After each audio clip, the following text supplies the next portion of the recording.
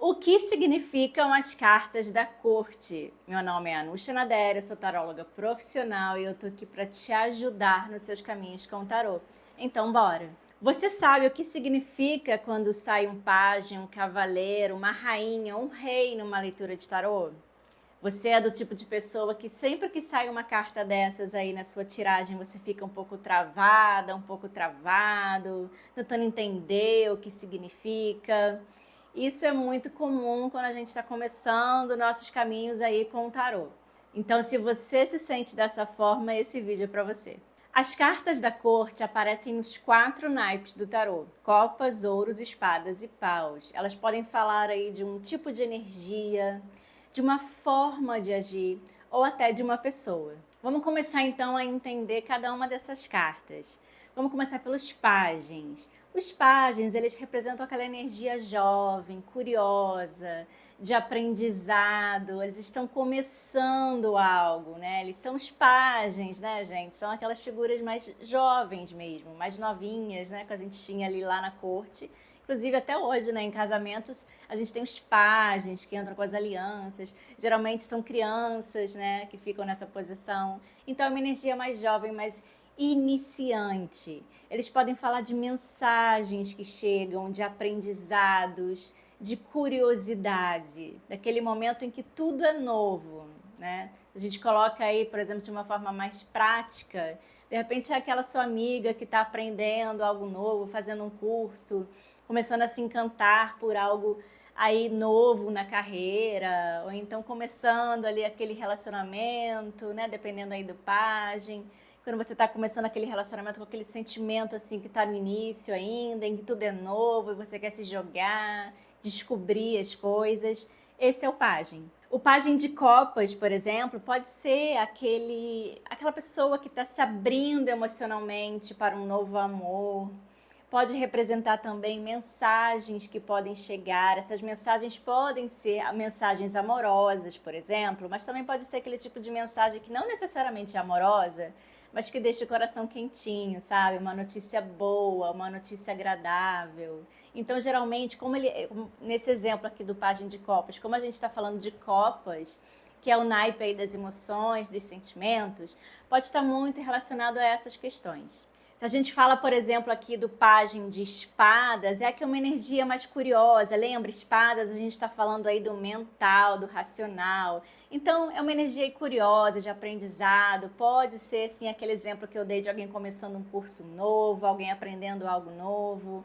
E também uma pessoa muito, assim, observadora, só que de uma maneira, assim, muito ainda imatura, né? A gente está falando de pajens aqui.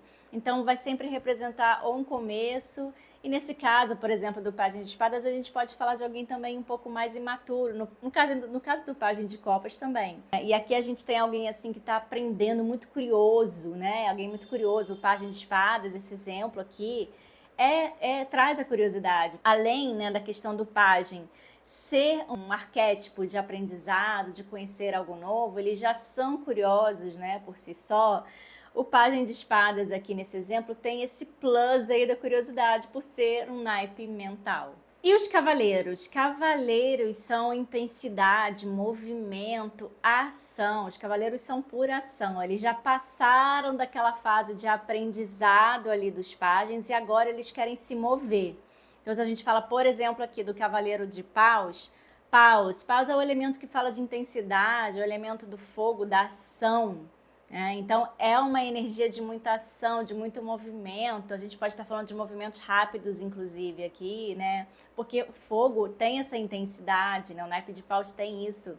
Então, a gente pode estar falando aí de uma energia de alguém aí que está um pouco de passagem, né? Eu sempre falo assim nas tiradas que eu faço, inclusive, com as minhas consulentes, enfim, o cavaleiro de paus é sempre aquela pessoa que quando sai numa tiragem de amor, por exemplo, ele pode estar falando de alguém que está de passagem, porque é muito fogo, é muito intenso, só que a gente tem essa coisa do fogo ser tão intenso que ele pode apagar, né?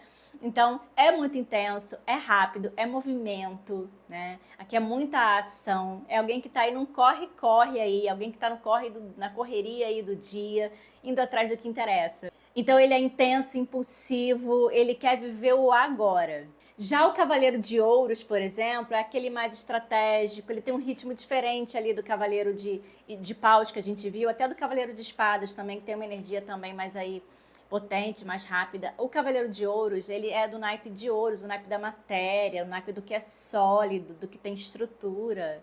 Então, por ser desse naipe, ele é um pouco mais lento, sim. Só que isso não quer dizer que ele não vai chegar lá, ele vai chegar. Ele está se movimentando, mas o ritmo dele é diferente. Cada cavaleiro vai ter um ritmo. Então ele é mais estratégico, ele vai com calma, ele vai analisando, ele vai sabendo muito bem aí onde ele está pisando, mas ele também é ação, também é movimento. Ele chega lá, só que num ritmo diferente e de uma maneira mais sólida. Então, os cavaleiros, eles podem representar uma pessoa aí, de repente, que chega com tudo aí na sua vida, aquele crush, né? Alguém ali que você, de repente, conheceu e alguém que chegou, na verdade, sempre assim, alguém que chegou com tudo aí na sua vida, né? Ou uma energia que, de repente, você também está precisando incorporar de alguma forma, né? Ao ter que tomar alguma ação na sua vida. Os cavaleiros, assim como os pajens, eles também vão falar de comunicação. Né? O Cavaleiro de Espadas tem muito isso, uma comunicação rápida, porque o Cavaleiro de Espadas é aquele que vem empunhando a espada, correndo com tudo ali no seu cavalo, né? Então pode sim estar falando de mensagens que chegam, de comunicação, até porque a gente tem o naipe de espadas que fala de comunicação. E os outros cavaleiros também podem falar disso, de uma mensagem que está chegando, uma comunicação que está sendo feita, mas o Cavaleiro de Espadas, por exemplo, tem isso muito forte. E as rainhas? As rainhas, elas são as mestras aí dos seus elementos, elas dominam o naipe, só que de uma forma mais sensível, mais interna. Algumas rainhas são, inclusive, muito acolhedoras, né? Elas são muito sábias. Geralmente elas têm uma maturidade emocional muito grande, então elas dominam esse naipe. Se a gente começa, por exemplo, aqui, ó, dá um exemplo, Rainha de Copas. A Rainha de Copas, por ser do naipe de Copas, que é um naipe que fala dos sentimentos, das emoções, é uma rainha acolhedora, é uma rainha que sente as coisas, né? E o naipe de Copas também fala de intuição, então é uma rainha extremamente intuitiva, né, acolhedora, cuidadosa, né? Você vê que ela está sentada aqui nesse trono, olhando ali para sua taça, que está fechada, uma taça fechada aí, provavelmente tem algum líquido que é a água, que são as emoções. Então ela é cuidadosa, ela cuida das coisas, né? Ela é acolhedora.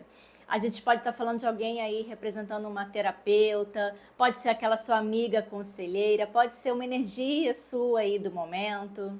Já a Rainha de Espadas, por exemplo, do naipe aí mental, do racional, da lógica, é uma rainha mais direta, é uma rainha que pode ser mais séria, mais contida, ela não é muito emocional, né? Algumas pessoas até falam, né, a Rainha de Espadas, ela não é acolhedora, né? Eu, por exemplo, não acho ela acolhedora.